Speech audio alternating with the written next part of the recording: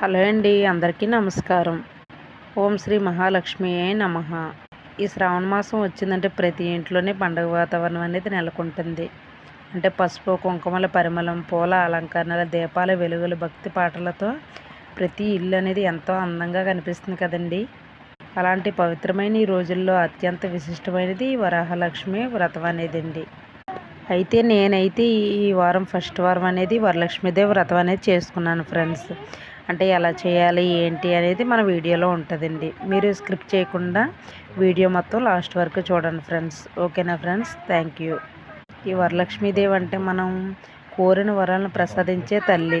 సాక్షాత్తు మహాలక్ష్మి స్వరూపంగా భావించే అమ్మవారండి. అయితే ఈ అమ్మవారిని మన ఇంటికి ఆహ్వానించే భక్తి శ్రద్ధలతో మనం అందరం పూజిస్తాం కదండి. ఈ పవిత్రమైన రోజు ప్రశాంతంగా ఉంచుకొని అమ్మవారిని మనసారా ప్రార్థిద్దాం. ఓకేనా ఫ్రెండ్స్? మనం శ్రావణ మాసం వచ్చిందంటే మ్యాక్సిమం ఇల్లు అనేది చాలా నీట్గా ఉంచుకుంటామండి మనం. అయితే ఈ పూజ గదిని అనేది శుభ్రంగా చేసుకొని పూలతో మామిడి ఆకులతో అందంగా అలంకరించుకొని ఈ పూజ అనేది స్టార్ట్ చేయాలండి. మనం ఈ పవిత్రమైన కలశాన్ని ఏర్పాటు చేసి పసుపు కుంకుమ గంధం పూలతో అలంకరించాలండి. కొబ్బరికాయను కూడా ఉంచి అమ్మవారిని స్వరూపంగా భావించే కలశాన్ని ప్రతిష్ఠించి ఈ వ్రతం అనేది స్టార్ట్ చేయాలండి. ఇప్పుడు మన ఇంట్లో అమ్మవారి సన్నిధి అనేది ఏర్పడింది కదండి. ఫస్ట్ ఈ పూజ అనేది స్టార్ట్ చేస్తామండి మనం. అంటే ఫస్ట్ దీపం వెలిగిస్తారు కదండి. ఆ దీపం వెలిగించి మన ఇంట్లో ఉన్న చీకట్లను తొలగించడమే కాకుండా మన జీవితాల్లో కష్టాలు బాధలు అడ్డంకులు అనేవి కూడా తొలగించాలని మనం అనుకుంటామండి, కోరుకోవాలండి ఫస్ట్ ఆఫ్ ఆల్. ఓకేనండి.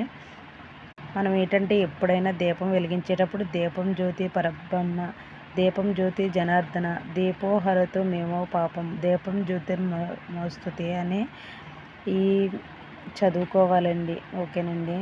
అమ్మవారికి పసుపు కుంకుమ గంధం పువ్వులు సమర్పించిన తర్వాత మనం భక్తి శ్రద్ధలతో పూజ అనేది స్టార్ట్ చేయాలండి. వరలక్ష్మి వ్రతానికి ఎంతో గొప్ప విశిష్టత అనేది ఉన్నదండి, అందరికీ తెలిసిందే కదండి.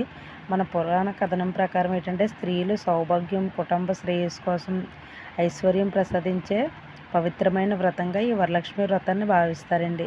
ఓకేనండి.